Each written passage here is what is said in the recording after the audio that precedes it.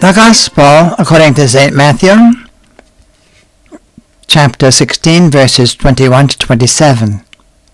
From that time on, Jesus began to show his disciples that he must go to Jerusalem and suffer greatly from the elders, the chief priests, and the scribes, and be killed, and on the third day be raised.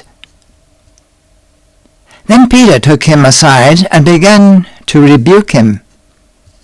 God forbid, Lord. No such thing shall ever happen to you. Jesus turned and said to Peter, Get behind me, Satan. You are an obstacle to me.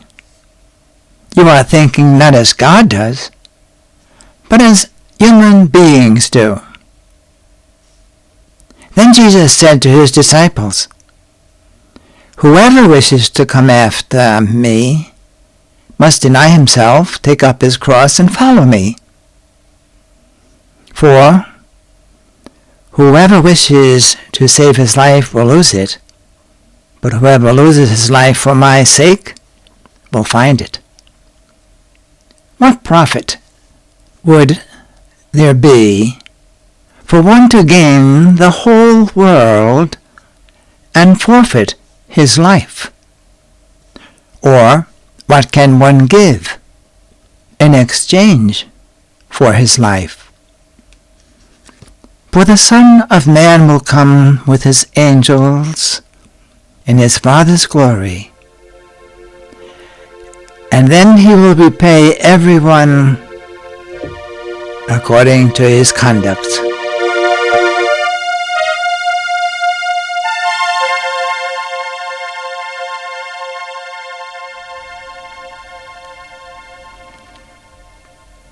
Once again, I would like to consider this Holy Gospel from three aspects, or maybe just mention 3 points that strike me.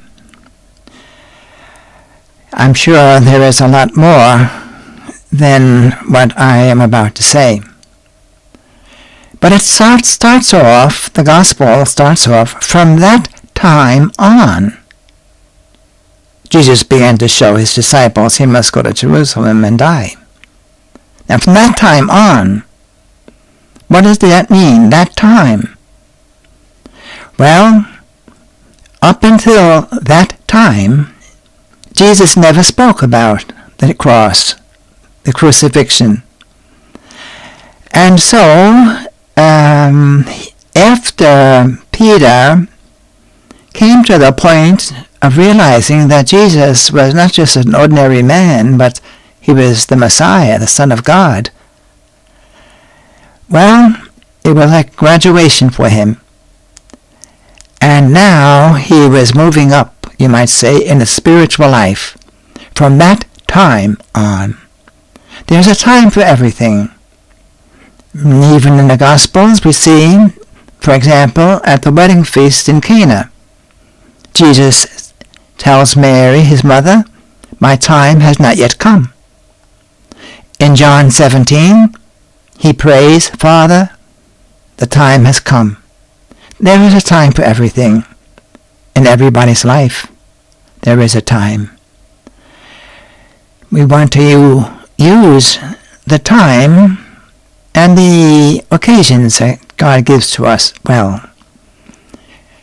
The second point I'd like to make is that we are following Jesus. He's leading us. He's the first one, and we are the ones that follow him as his disciples. So we must, in a way, not only look at Jesus and listen to his teachings, but live like him. Wasn't it Gandhi who said that when I see, or when I hear, rather, the teachings about Jesus from the missionaries, I have great admiration. But when I see their action, I do not have that admiration. It's not an exact quote. But Jesus came and he took up the cross and he died for us. And he says, if you want to follow, come and follow, take up your cross and follow.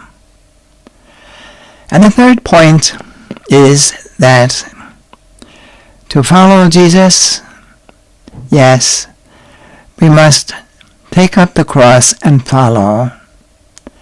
And sometimes that is difficult. Often the cross is very difficult. There's nothing pleasant about the cross. It could be sickness. It could be despondency. It could be problems with the family or with people, or financial problems. The cross comes in many different forms. But whatever form it comes in, it's for us to follow Jesus, carrying our cross. To repeat the 3 points, which we might put in the form of a prayer. Lord, that I might always wait and act according to the time that you determine. Number 2, Lord, that I might carry my cross in life, following you. And thirdly, Lord, that I might always live and act with a holy and a proper sense of faith and a healthy attitude, a value system. These 3 points. May the Lord bless you. And until the next time, goodbye.